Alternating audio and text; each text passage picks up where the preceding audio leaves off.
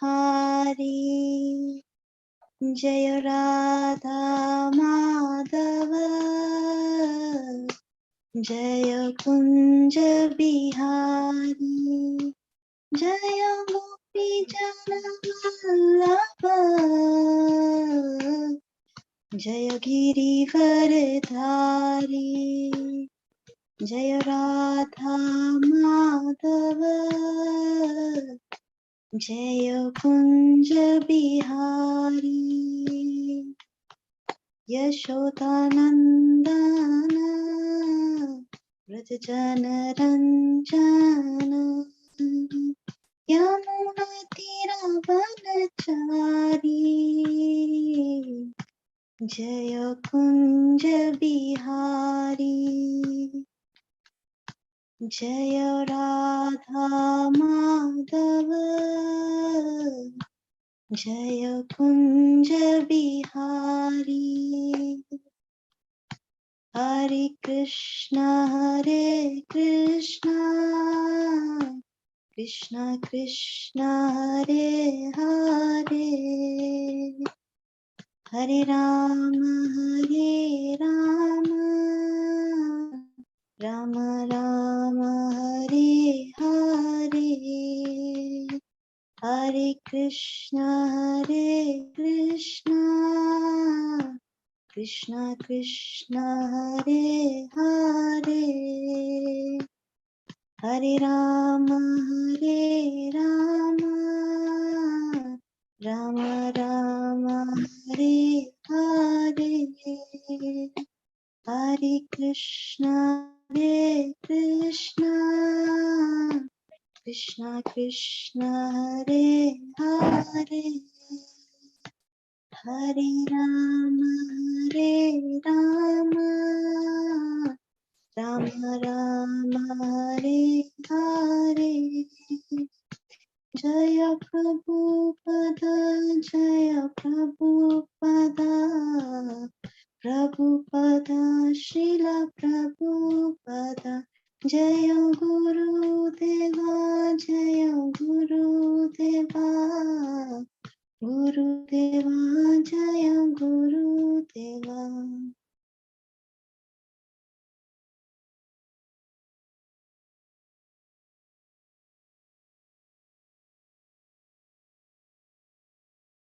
Hi Krishna. So Prabhuji, Mataji, will you, okay, just to introduce, today we are having a very special session by His Grace Dinanath Prabhuji and Her Grace Manjari Mataji. They are the longest married couple in our group. So they are most qualified to talk about Grihastha Ashram, and they are both initiated devotees doing very well in their services to their Guru Maharaj and other services in ISKCON Chennai. So we are very, very anxious and happy to hear from you today. Today we'll start with Mangalacharya and then we can start. Om Jnanam Timirandasya Jnananjanashalakaya Chakshurunmilitam Yena Tasmai Shri Gurave Namaha Shri Chaitanya Manobhishtam Sthapitam Yena Bhutale Swayam Rupa Kadamayam Tadati Swapadantikam Vandeham Shri Guru Shri Ruta Padakamalam Shri Gurun Vaishnavamscha Shri Rupam Sagrajatam Sagana Lalita Shritam Tam Sajivam Sadvaitam Savadutam Parijana Sahitam Krishna Chaitanya Devam Shri Radha Krishna Padan Sagana Lalita Shabhishakhanvitamscha Namo Vishnu Padaya Krishna Prishtaya Bhutale Srimate Bhakti Vedanta Swami Nitinamini Namaste Saraswate Deve Gauravani Pracharine Nirvishesha Shunyavadi Paschatya Deshatarine Vancha Kalpatarubhyascha Kripa Sindhu Jaivacha Patitanam Pavanebhyo Vaishnavebhyo Namo Namah. He Krishna Karuna Sindhu Dinabandhu Jagatpate Gopesha Gopika Kanta Radha Kanta Namastute Namta Kanchana Gaurangi Radhe Vrindavaneshwari Vishvanu Sute Devi Parmami Hari Priya Namo Mahavadanyaya Krishna Prema Pradayate Krishnaya Krishna Chaitanya Namine Gauravishe Namaha जय श्री कृष्ण चैतन्य प्रभु नित्यानंदा श्री अद्वैत गदाधर श्रीवासादि गौर भक्त वृंदा हरे कृष्णा कृष्णा कृष्णा हरे हरे हरे राम राम राम हरे हरे मुखं करोति वाचालं पंगुं लंघयते गिरिं यत्कृपातमहं वन्दे श्रीगुरु दीनतारिणम्. So Hare Krishna and my humble obeisances to all the devotees who have gathered here today, and also to Prabhuji, Mataji, Amma. We are not at all qualified to speak on such a topic. We ourselves are not, perfect Grihasthas, and we ourselves have a lot of faults. But Mataji suggested that we should be talking on this topic, so we'll make our best attempt to speak something, and would request you all for your blessings so that we can say a few words which would make some sense and would help us for our purification. Before I start, I just wanted to say that Grihastha Ashram is, or the guidelines of Grihastha Ashram is not like an operating instruction manual. When we buy a gadget or something, if we buy a TV or a microwave or a refrigerator, there is an operating instruction manual that comes along with it, which tells us how to operate it. Grihastha life is not like that. One is there is a philosophical aspect to it, and second is that there is a practical aspect to it. And the challenge always is how to match the practical aspects so as to meet the philosophical guidelines and the realizations. And as we all know that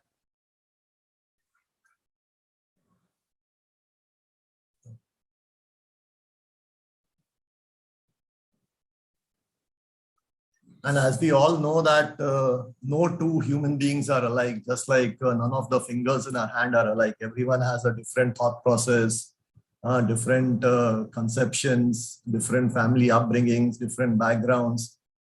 So, and Grihastha life becomes a combination of two people. So all of you are, IIT graduates here, so you can imagine the permutation combinations that we can have in a Grihastha life based on the different characteristics of people. So there is no one size fits all sort of book or recommendation on Grihastha life, but then yes, there are certain philosophical aspects and there are certain practical aspects, and the practical aspects, what works for one may not work for others, so one really has to look at what is specifically applicable for them.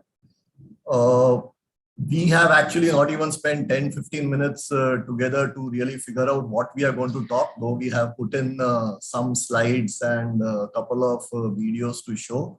My request would be, because the practical aspects can be so different, my request would definitely be that make it an interactive session so that all of you can share your experiences, your thoughts. Please feel free to comment anything that you would like, or feel free to correct us if we are going wrong somewhere.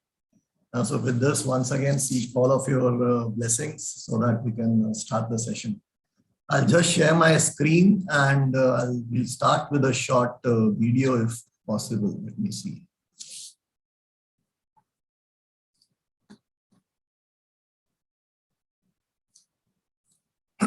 The screen visible? Yes, Prabhuji, very clear. This is a video of His Grace Bal Gopal Prabhuji.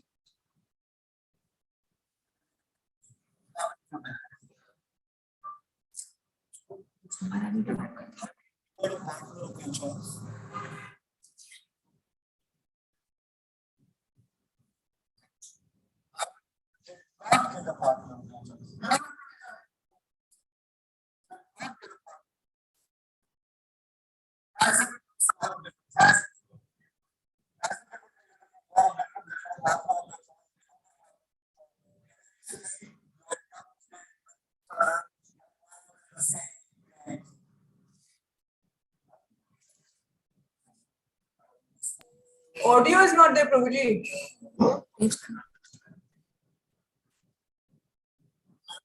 Share audio आता है. Share audio कहाँ पे आता है? I don't know. 1 minute, Mataji. Google Meet में share audio somewhere आता है when we present. Prabhuji, in the Zoom, that 3 dots will be there, no? There, I think you can. Or while sharing, at bottom left corner, there will be option to click share while sharing in Zoom.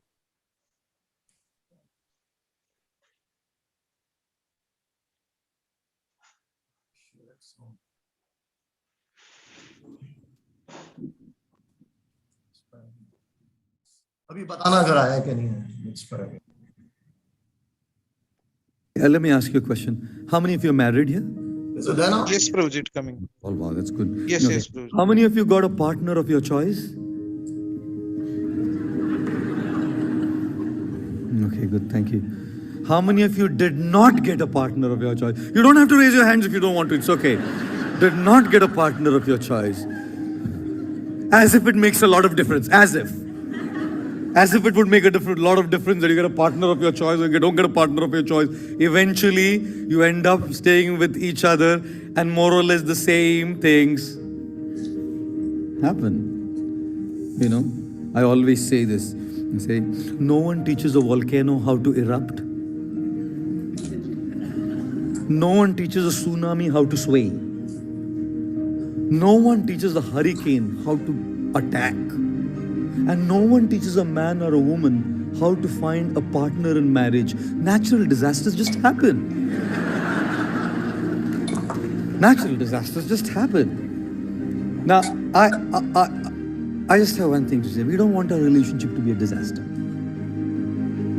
We don't want our relationship to be a disaster. And it's not just a married relationship, any relationship. These principles are true for any relationship. We don't want our marriage to be or our relationship to be a disaster. And if we do not want our relationship to be a disaster, we have to start liking the person to whom we relate to. Happiness is not about getting what you like. Happiness has a lot to do with liking what you get. We are so busy trying to get what we like.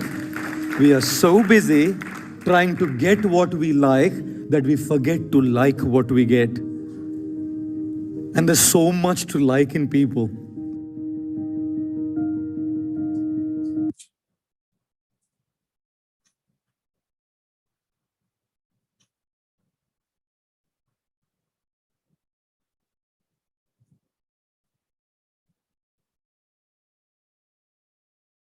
Is the presentation visible?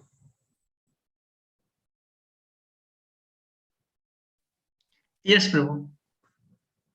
Okay, so that was just a quick start to the session. I'm not sure whether we'll be able to complete by 8 o'clock. If you want us to stop exactly at 8 o'clock, just let us know. Maybe it will extend by a few minutes. So as we all know that there are 4 ashrams in life, Brahmacharya, Grihastha, Vanprastha and Sannyas. Now each of these ashrams in 7th canto, I think in 12th chapter, Narad Muni has described, the various principles of each of these ashrams. Like for example, in Brahmacharya Ashram, one has to stay along with his guru. He has to practice Brahmacharya, engage himself in learning spiritual literatures, practice austerities, work under the guidance of his guru and so on. And then once these aspects are over, then he moves on to the Grihastha Ashram, wherein he accepts a wife or a husband and wife come together and settle in a family. After having spent time in Grihastha Ashram, then move over to Vanprastha Ashram, which is an intermittent stage between Grihastha and Sannyas. So in Vanprastha, one gradually starts giving up family responsibilities and moves out of the material life and moves more into the spiritual activities and things like that. And finally is sannyas, wherein one prepares for departure from this material world. Now, one can also stay continuously in Brahmacharya Ashram without entering into Grihastha Ashram. That's another aspect to it. But Grihastha Ashram has its own importance and activities which are prescribed in the scriptures. Let me know if the slide has changed, because sometimes it doesn't. So I'm on the slide where it says ashram means spiritual hermitage. Yes, Prabhuji. So we know that like Lord Krishna also went to Sandipani Muni's ashram. So what exactly is an ashram? It is a spiritual hermitage where people stay, practice austerities, keep Lord in the center of activities, and work under guidance of guru or seniors and so on. Now, Srila Prabhupada in one of his lectures on Srimad Bhagavatam has said ashram means something in connection with God. So God is the center of activities, and what activities we do should be in connection with God. That is what is known as ashram. And what is Grihastha? Grihastha means householder. Family that is living in a house, and ashram means what is connected with God. So a family living in a house, doing activities which are conducive to God consciousness or Krishna consciousness. So Grihastha ashram is an important and integral aspect of the Varnashrama system. And Srila Prabhupada has also said in one of his lectures that Grihastha ashram is meant for regulating the human mind so that it may become peaceful for spiritual advancement. And as I said earlier, an ashram is a place where one takes shelter of the Supreme Lord. Therefore, the goal of all ashramas is to take shelter of the Lord, whether it is Brahmacharya, Grihastha, Vanprastha or Sannyas. Grihastha specifically, that is known as Grihastha Ashram. Grihastha Ashram. So, or in other words, it is a place where one has taken shelter of the Lord by staying in a home, living with family members, but keeping Lord Krishna in the center of all activities. Now, each of these ashrams are based on strength of renunciation and means of livelihood. So, Grihastha Ashram has got, I think, two main characteristics. One is that Grihastha Ashram is the only ashram where one actually earns. He earns a livelihood. All other ashrams, one does not earn a livelihood but sustains on Grihastha Ashram. So that is why it is said that one of the important duties of Grihasthas is also to take care of the Brahmacharis, the Sannyasis, those who are trying to enter into Vanprastha and do a lot of charity, because Grihastha is the only ashram where one earns a livelihood. Second is Grihastha Ashram is the only ashram where one can raise children. One can give birth to children and raise children. So it plays a very important role to in the development of the society by raising God-conscious children, children with good ideologies, good upbringing. It overall benefits the development of the society. So that again is possible only in Grihastha Ashram. And then this is only a summary, we'll get into details. There are some duties and responsibilities in general in Grihastha Ashram. One is to render service. That one has to always keep in mind. And then the second one is a sense of duty with proper understanding for harmonious living in Krishna consciousness. It is an ashram of sacrifice with a culture of sharing and giving, and with the intention to serve the Vaishnavas and Supreme Lord Krishna. Now, this you all would be knowing. When one gets married, one can either be a Grihastha or one can be a Grihemedi. Now, who is a Grihemedi and who is the Grihastha? Grihasthas are, it is also said, they live like king and queens. So, king and queen, their main ideology is to satisfy their subjects, to satisfy their people, to create a good environment in the kingdom. An environment of satisfaction, love, harmony, and so on. So one can live like a king and queen, and there are no expectations. There are no expectations from others, and there are no expectations even from each other. Or one can live like a Grihemedi. Grihemedi is someone who only enjoys sense gratification and has a lot of expectation from others. Typically, like, in one of the lectures, it is said, like, typically like businessmen who have a lot of expectation from others, or sometimes they also it is also said that they are living like beggars, only having expectation from others and living on sense gratification.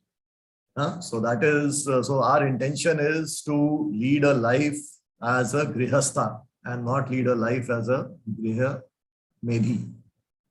So with this, I will pass it on to Manjari, and the next few slides, maybe half an hour to 40 minutes, Manjari will talk about Grihastha. Hare Krishna. So Grihastha, I split it into the acronyms.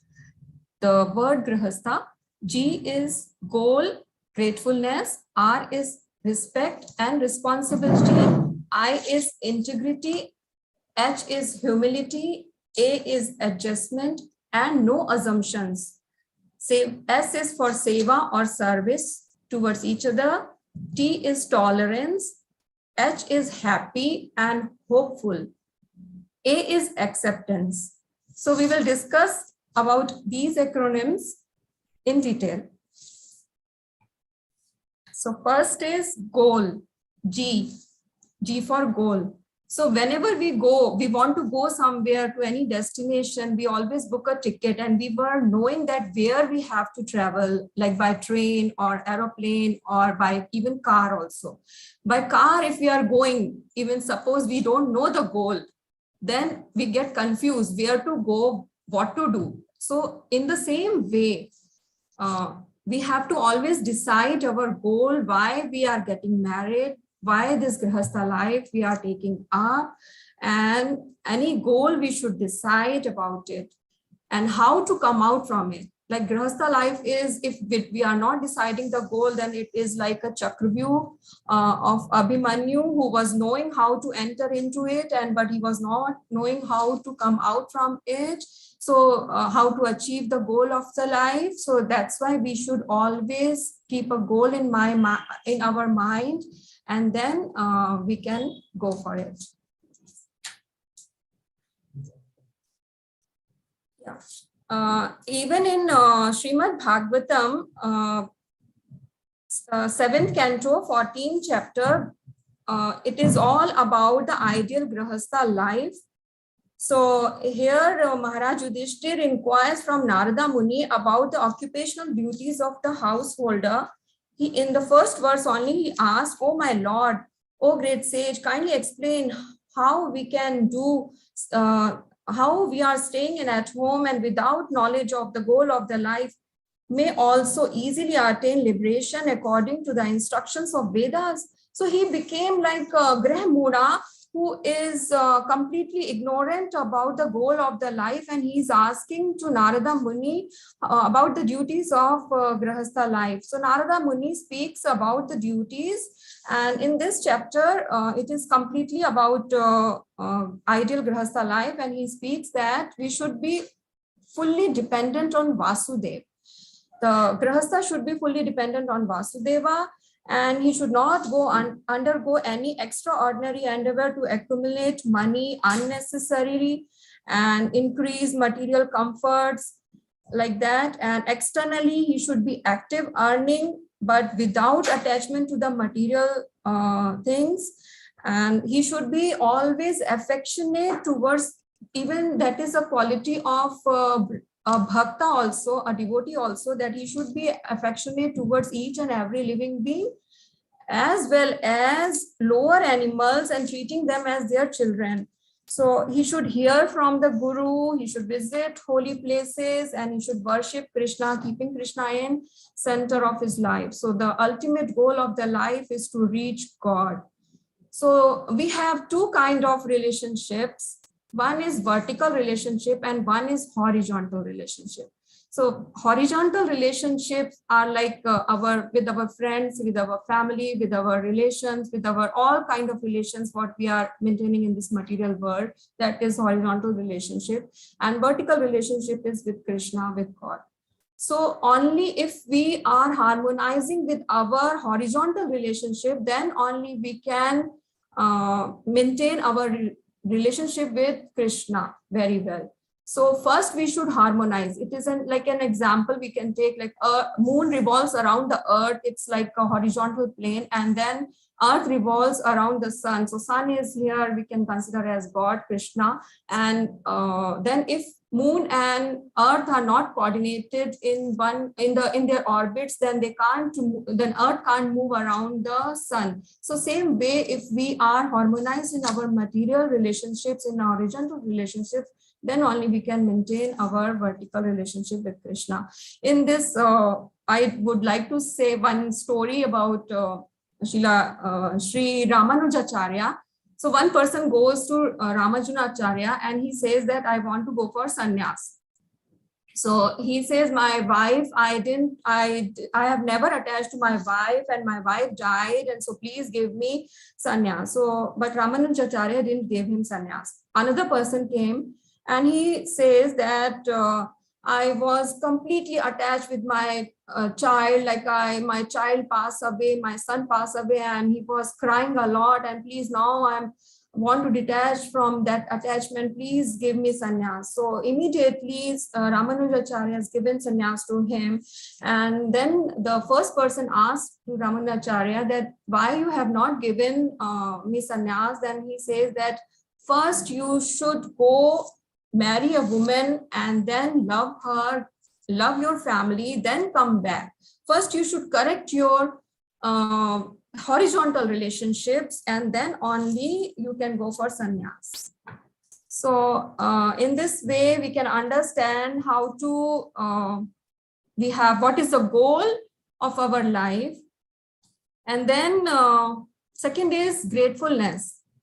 We should be always grateful to each other, gratefulness to Krishna. Even whatever we are getting, we should be grateful to each other by saying thank you, sweet words. If suppose husband comes from the office and the wife is on phone, then what he will feel, like she is not respecting, she is not grateful. Whole day he worked a lot in the office and she is on phone. So these small things we should take care of. Whenever like husband is coming, she should greet husband with nice words, and then she should make some snacks or something to eat, and she should spare her time there. Even if she's on a very important phone, then she can say that I can talk after 15 minutes or so, like that. And then from other side, if husband is out and wife is working whole day at home and she wants to go out now, she wants to go out, so she should wait. Husband also can understand and give the gratitude to wife that I will take you somewhere out after some time. So we should be grateful whatever we are getting from our spouse, and in this way we can be grateful. And I just want to tell one more story. There was a sadhu to whom one person goes and he says, I have so much of problem in my house, and my house I have very small house, and I have 4 kids, one mother-in-law, one mother, one wife, and 4 kids, and there is no space to live in. Then that sadhu says, okay, I have a cow, you take this cow, and this will solve your problem. Take this cow for a month. So he takes that cow for a month, and then what happens? They hear cow dung, their cow dung, everywhere cow dung is there, and the 4 children and the mother as well as himself, he and the wife.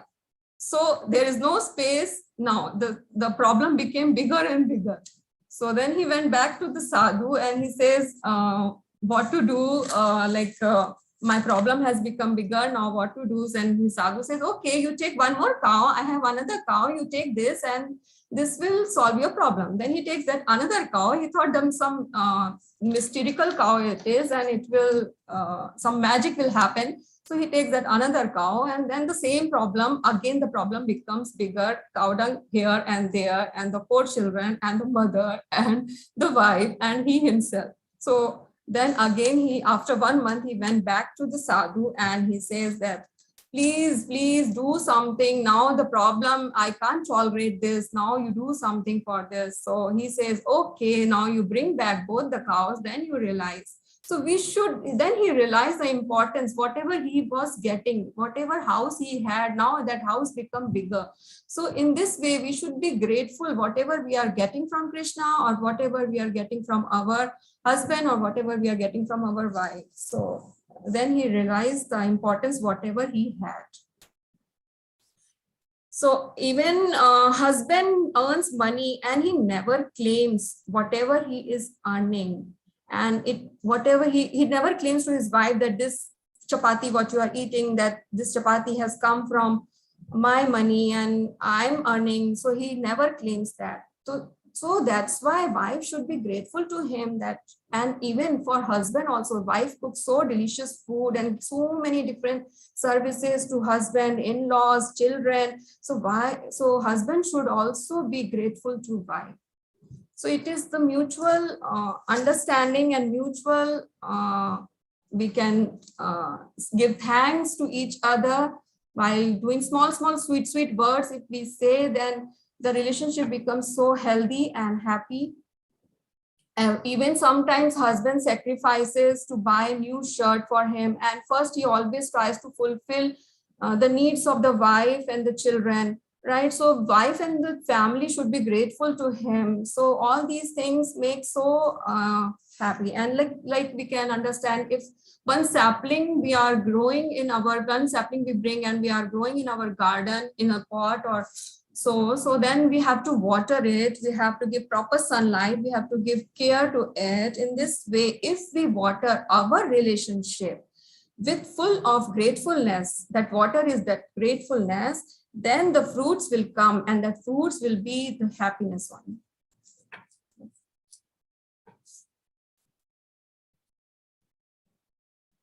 So R is respect.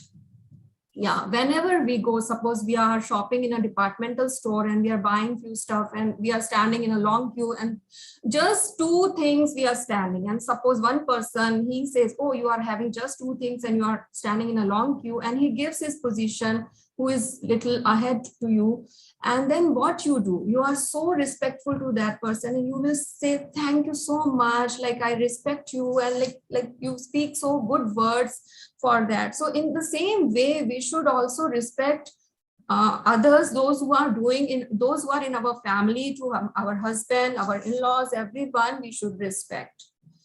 So I just go back to the olden days now, that in ancient days, olden days, women won't call their husband names also. From the scriptures we came to know, like the women should call like Swami or Patidev, like they respect the husband like Devata, the protector of the wife. And it is also said in Srimad Bhagavatam that women should be protected and should be surrendered to the husband. So she should be completely respecting the husband, as well as she should be surrendering to him as Devata. And husbands also, and even when Sita was there in Goddess Sita and Lord Ramchandra was there in jungle for Vanvas, then Sita Mata was only 14 years old, little girl, and that time she served Anusuya Mataji, because that time, daytime, Ramchandra used to go out and she has ample time to spend, and she used to serve to Anusuya, and Anusuya Mata was very happy about her services. She used to learn cooking and she used to cook so many things for the devotees and other people in jungle. So then Anusuya Mataji told 4 important things. Then she asked that, Sita, I'm so happy with you, so please ask what you want. Then Sita Mata asked Anusuya that, please guide me. I'm new to this Grihastha life. Please guide me how to serve Lord Ram. So then she says that wife should be chaste woman. Wife should be like an exile, connecting both the families of her parent side as well as in-law side by giving respect to each other, and should be very careful about the secrets. If husband tell any secret, then it should be kept with her only, and like a deep black well. And she should be always patient and tolerant. So these instructions Sita Mata has got, and she, that they are the ideal Grihasthas.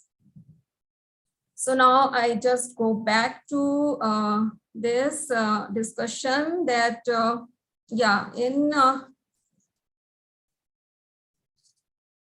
Yes, husband. Yeah, in this way, woman is respecting to husband. So this we learn. Now, husband also respected to women in Srimad Bhagavatam, Canto 4, Chapter 2 and 3, where Lord Shiva Lord Shiva and Parvati are also perfect Grihastha and Lord and devotee and topmost devotee. So like Lord Shiva allowed Sati Mata to go for yagna to her father's Daksha's house without getting even invitation because she wished to go. So he respected that I won't go, but you please go. He respected her wish to go. So and Sati Mata also respected when she went there, she didn't get any kind of respect from her family, Daksha, her father. So her father and other people in the family. So then she gave up the body for respect of her husband, Lord Shiva. And one more example from Srila Prabhupada's Leelamrita, that Srila Prabhupada used to walk over the beach, and morning walks used to go, and there in Bombay, so many businessmen were also walking that time, and Srila Prabhupada was walking with the devotees, and how he greeted businessmen, like only saying good morning, good morning. So devotees were they asked Srila Prabhupada, why are you saying Hare Krishna? Why are you saying good morning? Why didn't you say Hare Krishna? Because if you say Hare Krishna, they will at least hear Hare Krishna. So Prabhupada was quiet and he smiled and he walked away. And then very next day, the businessmen, they greeted Srila Prabhupada by saying Hare Krishna. So in this way, if we respect others, like Prabhupada respected businessmen and businessmen respected Prabhupada. So in this way, if we respect others, we will also get respect from them. So in-laws, we should also respect. The wife should ask our in-laws what to cook, what to what they want according to that.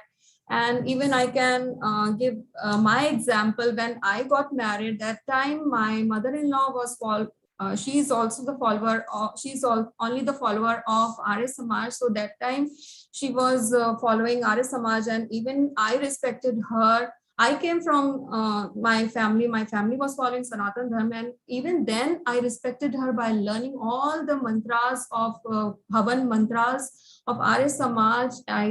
We were there in Bangkok. After 8 days, we moved to Bangkok. Even there, I used to read those mantras and I memorized those mantras. So in this way, I respected her culture, her tradition, but now she has respected my Krishna consciousness and she allowed me to go further. So in this way, it's a mutual respect is always give. If you are giving, then only you get from others. So yeah, you can see it's a two-way street. Respect is two-way street. If you are giving, then you are only getting it. Yeah, and one more thing about the respect, that our body secretes happy hormones. Those are like dopamine, serotonin, endorphins, and oxytocin. And these oxytocin and serotonin, they secrete when one person is respecting you in your body, and then you feel happy. So in this way, if we are happy, then it is a good health also. So if we are respecting others and others are respecting us, then it will give you happiness, and the happiness will give you good health ultimately. So next is responsibilities. So we all have so many responsibilities: office work, household work, house maintenance, children, their needs, their homework, their studies, in-laws, their health issues, regular checkup, everything. So many responsibilities have, and we should discuss and divide our responsibilities between us. So I remember when Aryan was so small and he was asthmatic, and Prabhu has to go office every day, whole day office. And I used to cook, of course, I used to do household activities, but I used to awake at night and I told Prabhu to sleep in another room so that his sleep won't get disturbed. And I can take care of Aryan even over the nights. He used to cough a lot, even at nights. So in this way, we divided our responsibility, and it is not like that. Like I could even sleep in afternoon, and I am at home, so I can sleep in afternoon. I can take rest when Aryan is sleeping. So that way, we have distributed our responsibilities, and even Dinanath Prabhu also helped me. He always helps me when maid is not there, and even during Corona time, that time he washed every day, not a single day. I can say every day for 2 months he washed all the vessels of kitchen, because I have allergy from detergent, so I couldn't wash. So the responsibility, how he beautifully he shared with me. So if we care with if we share our responsibility and we don't compare with other husbands, so that is the main thing. We should not compare what other husband is doing, what other wife is doing. So next is integrity. So we should be more honest with our morals. So we have three kind of lives. One is public life, one is private life, and one is secret life. What is public life? Public life which everyone knows about us. Private life is that life which only our family knows about us, and the secret life which we know about us and only Krishna knows about us. So we don't share our secret life to our partner. So we make a mask over it. So it is not good. We should be honest. We should be clear. We should be clean from inside, because masks give frustration. So we should be always honest in the morals with our husband. We should share each and everything with him. And husband also share each and everything with her. So I just tell one story about this.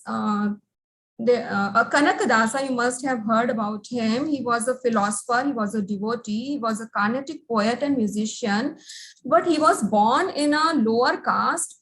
His father was an army soldier of a king, but he also continued to fight in the army, but he left that job and he took the shelter of Vyasatirtha. Even this story we had in our BPSS curriculum. So Vyasatirtha, he took the shelter and he became his favorite devotee and his favorite disciple. Sorry, not devotee, his favorite disciple. So other students, those who were seeing that they are so attached, they were jealous of him because they used to discriminate due to his lower caste. So once Vyasatirtha told all his disciples, and he gave one pot to each of them, the metal pot, to clean it nicely for the offering of Lord. For the offering, they wanted to offer bhoga in that vessel. Whoever will clean the best, so Vyasatirtha will offer in that pot. So in this way, they went to river and they started cleaning, and they cleaned so nicely, and they came back with shiny pots, sparkling pots. But Kanak Dasa's pot was not shiny at all. But his guru selected his pot only. Can you think why? Yes, because it was clean inside. It was completely shiny from inside, not outside. Then Kanakadasa told, these disciples, they asked why you have selected this, because then Vyasatirtha told that because it is clean from inside, he cleaned from inside because it has to offer to the Lord. So that's why I have selected this one. So then Kanakadasa told, I clean first from inside. Then when I was cleaning from outside, then time was over. Then I had to come back. That's why I couldn't clean properly. So first we should clean ourselves from inside. We should be honest and open. We should follow integrity in our life with our husband and wife. So next is humility.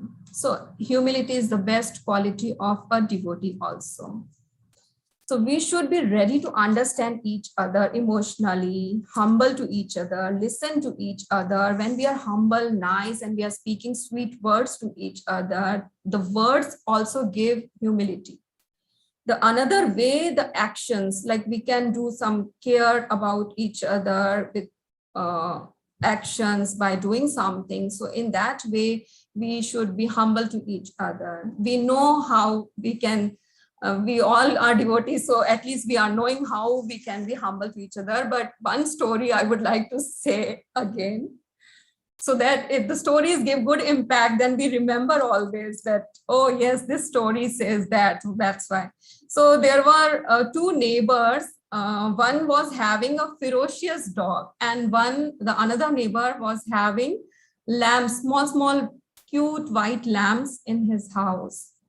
So the neighbor which was having ferocious dog, he had a son also, small kid also in the house. But the ferocious dog was used, he didn't have any kennel. He didn't make any kennel for the dog, and he was like wandering openly, and he used to go to another house from a hole in the wall, and then he used to eat up the lambs. And this person was so worried about it. He thought like, look, now I have to go and complain to the court, and I have to take an action of it. And his friend was a judge.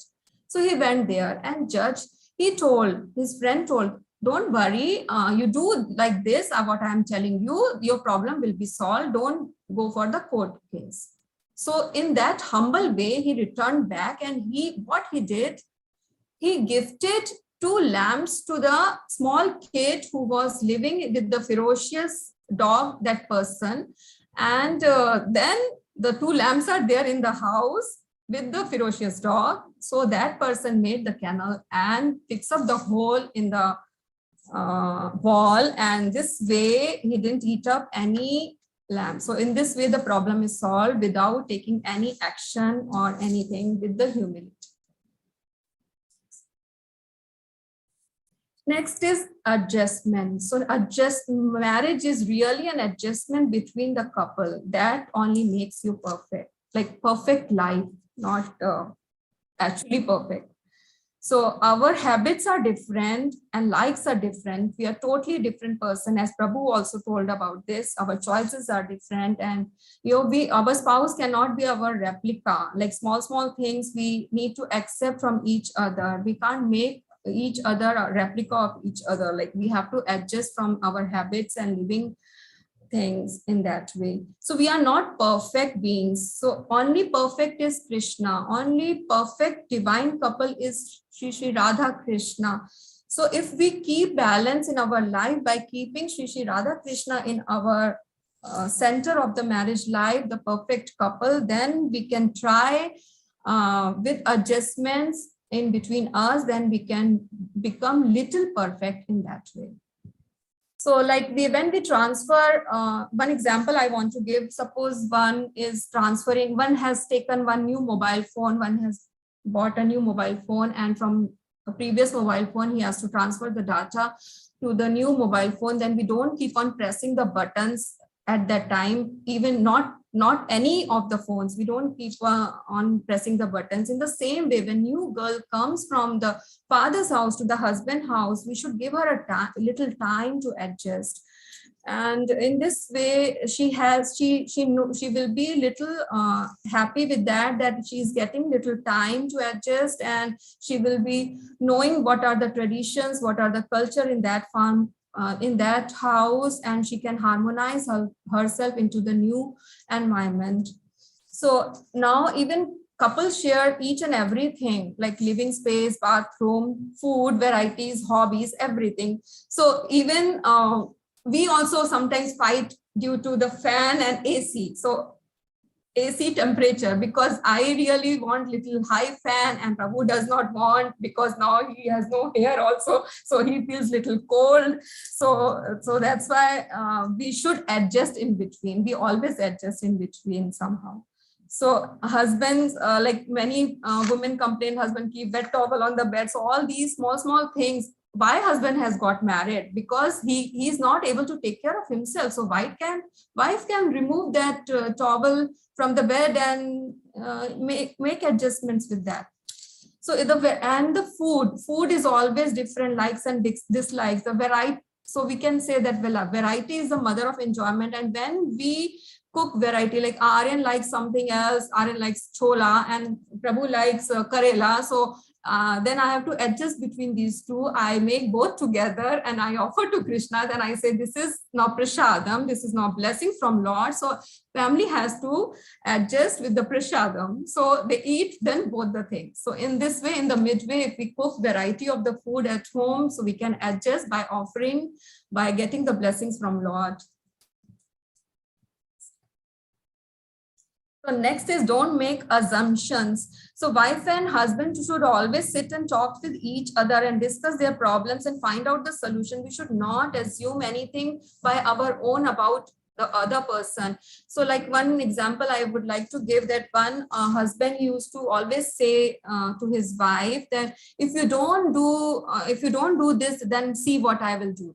So if you don't make my hot milk, then see what I will do. If you don't make my hot water in bathroom, then see what I will do. So she was so afraid. She was like for many months, she was so afraid of this, what my husband will do. Either he will beat or how he will torture me, how if I don't do anything. So then she met her friend and her friend advised her. Then she said, okay, now I have to keep little courage. Yes, I have to be. And then she asked this one day that what you will do. Then he says, don't worry, I will drink cold milk and I will have bath with the cold water and then go. So we should not assume anything about any words coming from other person or anything.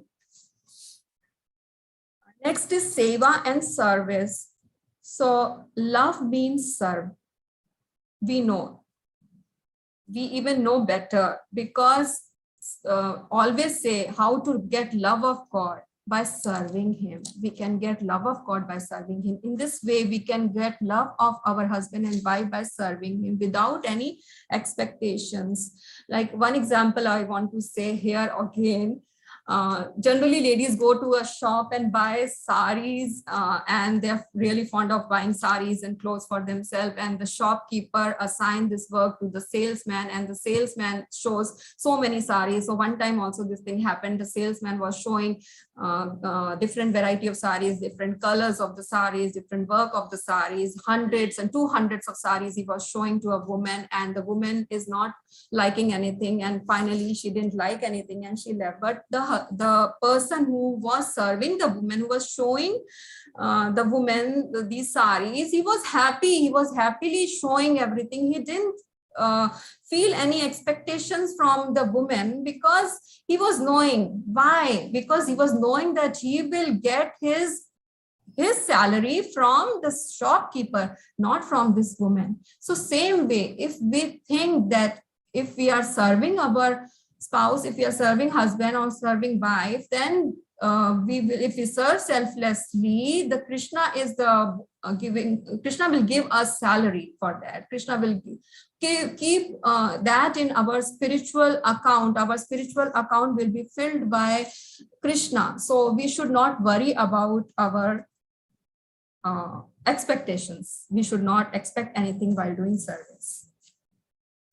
Even in the bank accounts, when we deposit 10,000 rupees, suppose, and then we are depositing in 500 rupee notes, we don't know how we will get, either in 100 rupee or in 200 rupee notes we will get back. So, but we will definitely get our 10,000 rupees back, even more than that. So in the same way, if we are serving others by serving Krishna, then definitely we will get rewards from him in our spiritual account. So next is tolerance. Each and every individual is different from each other in lives, thoughts, and behavior. The men are more logical and having so much of ego, and women is more sentimental and caring. So we all have different qualities in this. Even in Bhagavad Gita, Krishna says, Matra Sparsh in chapter 2, verse number 14, Matra Sparshestu Kanteya Shitroshana Sukha Dukkha Agama Paino Nityastitiksha Bharata. So happiness and distress are like winter and summer season, arise from sense perception. One must learn to tolerate them without getting disturbed. So one must to tolerate each other in each and every situation, in each and every problem. There's so many problems are coming in the life, so we should always tolerate each other. So now I tell the story about the men are more goal-based and the women are more process-oriented from my story. So a few days back, I cooked gajar ka halwa, red carrot halwa, and Prabhu appreciated a lot. This is very tasty. How you get gajar? But only he asked how you get gajar, red carrot in Chennai, because it is not easily available. Then my story starts, my process starts, and I started from Vanga Vanga. Like I went to Vanga Vanga, there I didn't get carrot. Then I went to this Pizza Mudde, there also I didn't get carrot. But there I met my student, one of my student and the parent. So now story goes to the student also. And then I shared whatever we had a talk, that also with Prabhu. And then I told, yes, she only told, why you have come here? I came here to buy carrots. I told, oh, ma'am, it is there in Mataji, it is there in that area. There is a vendor, there is a thelawala where you can get this carrot. So I said thank you to her and rushed to that place, and there I bought 2 kg carrot. And then while coming back, this all story I told him. While coming back to the house, I broke my slippers, and then when I came here, then the lift was also not working. I climbed up to the stairs with that broken slippers, and then I cooked gajar ka halwa and offer to Lord. And so it became so I would just want to say that I was woman is more process oriented, and Prabhu was tolerating each. Now you people also tolerated me a lot by telling this story. It is although not relevant, but it is relevant that we should tolerate others, right? So Prabhu was tolerating when I will stop, but the wife should be also understand that we should speak little only. We should just, because husband, they are not going to listen to us. So we should speak little about the topic, whatever we are going to discuss. We can share with our friends, women friends. So next is hope and happiness. When the couple are dependent on Krishna, then we see different phases in our life are temporary. When we are dependent on Krishna, then we feel that this phase has come, now this will pass on, the Krishna will take care of it, everything is a passing phase, and then we will be all right, we will be so hopeful about it. So in this way, I just want to tell this Leela Amrita from Srila Prabhupada's story, that ISKCON Juhu temple, Srila Prabhupada was so hopeful about it, and when the deal was fixed with Mr. Nair and the agreement was done, and after taking money, he cancelled the deal, and neither the money he was returning, nor he was ready to give the land, Srila Prabhupada, for the temple. Then the devotees moved inside the land, and Prabhupada asked them to bring the deities also along with them. Then Mr. Nair stopped even water supply. Devotees were facing so many problems in life in that time, because the rats were there, mosquitoes were there, power shortage were there, roof leaked, floor crumbled, flies, cockroaches, village dogs, poisonous snakes were there. Devotees were constantly having malaria, jaundice, and then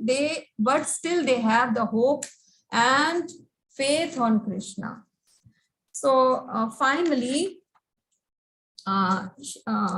after fighting the legal battle with Mr. Nair, Srila Prabhupada convinced the devotees not to give up, not to be afraid of Mr. Nair, and have faith on Lord, hope for the good times. So finally, Mr. Nair had heart attacks and he collapsed, and Mrs. Nair also tried to demolish the temple. Even that time, police dragged women devotees by pulling their hair. So all this was happening, but they were so hopeful. They were really so hopeful about it. And then Mrs. Nair asked forgiveness to Srila Prabhupada and gave that land for the temple. So we should always believe that nothing is permanent here. Everything is the temporary and hope for the good times and come and always dependent on Krishna. And in this way, with the positive attitude, keeping full, complete faith on Krishna, we will be happy. We should count our blessings.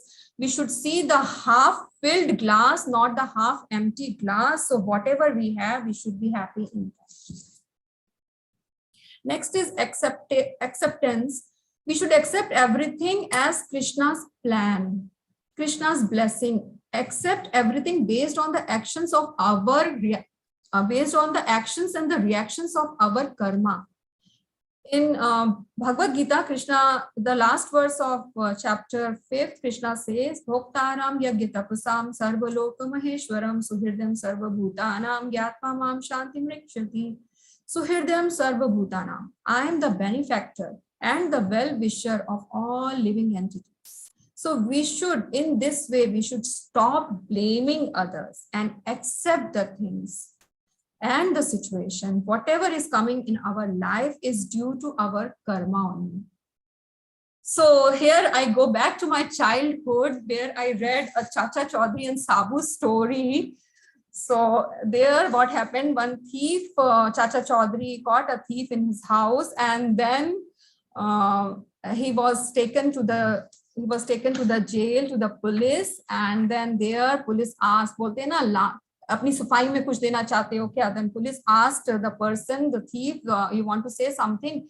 So the thief says, please kidnap this, please not kidnap, sorry, please arrest this ice cream seller, which was selling ice cream in the same building where Chacha Chaudhary lives. Before going to Chacha Chaudhary's house in the morning, I went to the parlor and I had the ice cream. He sold the ice cream to me, and because of that ice cream, I had cough. And I coughed at the house of Chacha Chaudhary, and then I was caught. So in this way, everyone laughed. So in this way, he's blaming that he's not accepting his mistake. He's blaming the person who is not into the picture at all. So we should not blame others. We should accept the things, we should accept our mistakes and ask for the forgiveness and accept the things and we should never blame others. And we should accept the Krishna's blessings as it is coming to our way. And lastly, I would, this is the last story. One time there was a sadhu, and a person again goes to sadhu and he says, I have so many problems in my life. Please solve my problems. Then sadhu says, okay, today is night. Now it is night time. I don't want to say, I want to sleep. You please take care of these 100 camels. And then in the morning, I will come back. You please take care. These all 100 camels, they are settling down, they are sitting down and they take rest. And then in the morning, I will solve your problem.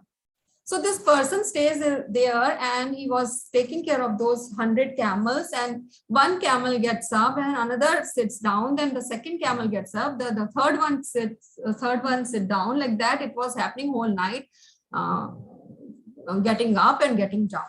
So he couldn't sleep at all.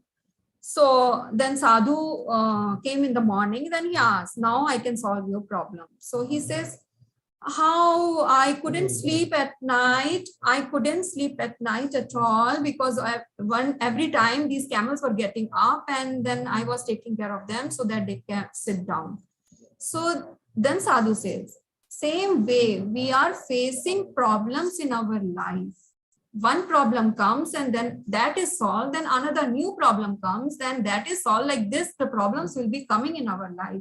There is no end of the problems, but we should be always accept as our reaction of the karma. We should be always hopeful and we should accept everything as the plan of Krishna. Hare Krishna.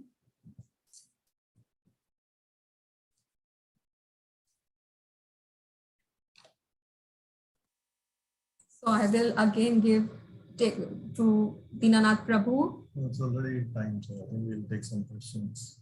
This is the last slide.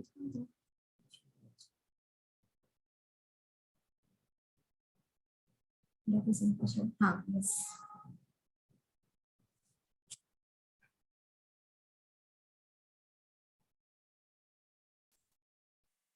Okay, so there were some more slides which I have skipped because we're already beyond time, but we'll take this as a last slide, and then it would be good to have some discussions, or if you have some comments or thoughts or any questions. So this is there in Srimad Bhagavatam, that one who cannot deliver his dependence from the path of repeated birth and death should never become a spiritual master, a father, a mother, a husband, or a worshipable demigod. So the conclusion of this is that a family which prays together lives together. So that is the reason that we should have Lord Krishna in the center of all our activities. And all our activities should be hinged around the satisfaction of the family members and, more importantly, Lord Krishna. So thank you so much. As I said, there were some other slides, but maybe we can have a different session at some other point in time. But since we are already over time, it would be really nice to have some thoughts or some comments or any questions that you would like to have, any clarifications that you would like to have. Thank you so much. Hare Krishna. Hare Krishna, on your behalf of all the devotee participants, I would like to thank very much Dinanath Prabhu and Manjari Mataji for making very nice presentation. I think there is quite a lot of information in this. So please ask, definitely all of you should ask some question, if not for yourself, for the benefit of others. So please come forward and be practical. Practical in the sense what we see, real problems you can present and get the suggestions.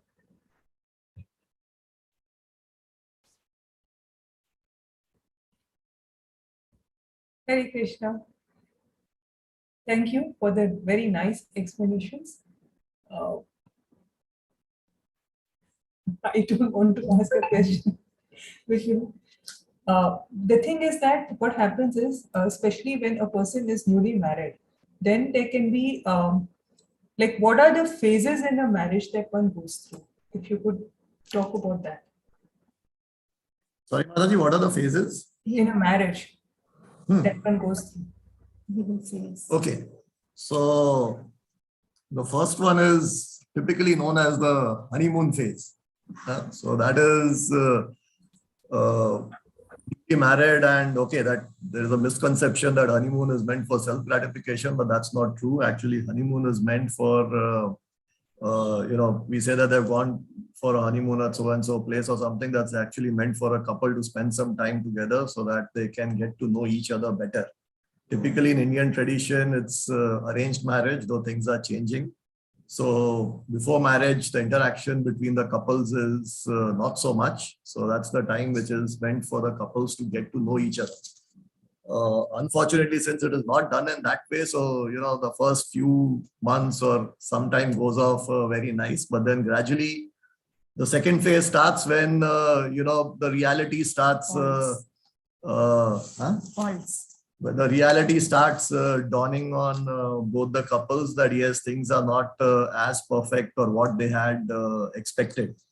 That's when they start finding faults in each other or start finding out the lacunas in each other and so on. So this phase, it happens, but it should be avoided. And that's, if you follow the principles of a Grihastha life, this phase can be avoided. Then the next phase is when they have a family, they have children, and then the life starts hinging around, the upbringing of the children. Then gradually the children grow up and they move out for college or something of that sort. Then again, the couples are on their own, and then again, the life takes a different turn altogether. Health issues. And then gradually as age catches up, there are certain other issues that come in, could be related to health and so on, things like that. So at each phase, if like what we have said in the beginning of goal, so at each phase, if the goal is fixed, if the goal is clear, then it is easy to pass through the phase in a right manner.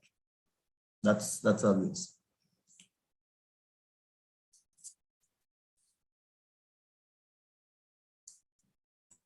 Thank you, Prabhuji. What is the goal in a marriage? So to come out, to go for the Vanprastha ashram, to as it is said in the scriptures, and as Prabhupada has also said, Grihastha life is meant for our own, or any of the ashramas are meant for our own purification, so that finally we are in a position to work towards God consciousness, Krishna consciousness, and come out of the material life. Now that's typically, what the devotees should look at. Generally in the materialistic world, people set their targets in terms of after 2 years, I should have a car, or I should have a, after 10 years, I should have a house and things like that. Generally, people tend to set materialistic goals. So it's fine. I mean, since, as I said, Grihastha life is Grihastha life is the only life where one can earn a livelihood. But that's not the only goal of Grihastha life. we should be externally earning money, but internally we should not be attached to the material things. So in this way, slowly we should detach from these things. Yeah. I think there's a question from Mahendran Prabhu, if you would like to address them. Yeah, I'll just open the chat box.